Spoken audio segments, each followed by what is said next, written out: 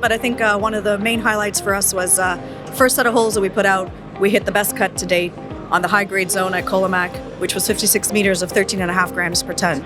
So again, hitting these nice broad widths.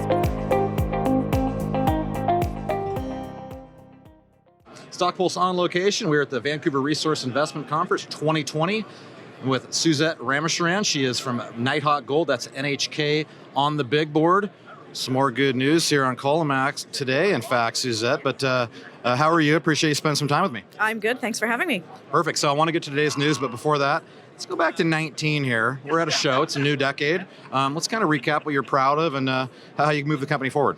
Thanks. Proud of a lot of things, but I think one of the main highlights for us was first set of holes that we put out, we hit the best cut to date on the high-grade zone at Colomac, which was 56 meters of 13.5 grams per ton. So again, hitting these nice broad widths with higher elevated grades within that Colomac main sill. We did 40+ thousand meters of drilling last year. 35 went into Colomac, and that'll continue with the 2018 drilling for our resource update due this year. And those holes are still sprinkling in, correct? Those holes are still sprinkling in. So news flow this morning was again on Colomac, showed the widening of the sill continuing, and up to 155 meters in true width at depths of about 800 meters at depth. But we also have additional results from Colomac on our sister sill Goldcrest, which sits just to the west, as well about 2,500 meters of drilling from Treasure Island, which was one of our highly prospective regional targets within our large land position. Yeah, so let's lay the picture out to investors here. Roll the stock back and moving forward, Colomac. What's planned? Give us get investors excited about how big Colomac is. So 2020 is going to be a very exciting year, and as Rob mentioned, we did a share consolidation on a 5-to-1 basis. We really see that this is the tipping point for Colomac and for Nighthawk as we move into the next phase of our exploration story. So we announced alongside the consolidation, we've engaged JDS Mining and Engineering.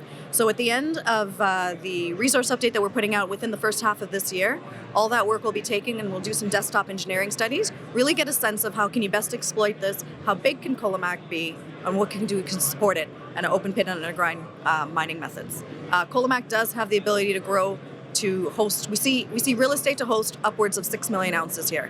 But the key for us is really grade. So 6 million ounces of the background, sort of 1.5 to 2 grams per ton. The grade will allow us to get deeper into the system. And just a constant news flow machine. Constant news flow machine, which is actually really nice because we do seasonal drilling.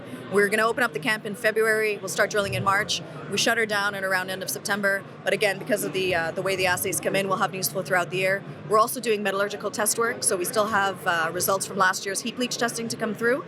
Heap leach is an option for us, which will be a game changer because of the amount of tonnage of rock that we have. As I said, massive system of hosting large tonnage, good widths, mineable widths. I mean, 155 meters is nothing small to laugh at. Well, we'll look forward to keeping our eye on the newswire here. So Suzette Ramcharan, she does VP of Corporate Development for the company. And Suzette, that was a fantastic update. Appreciate it. Thank you so much. Thank you.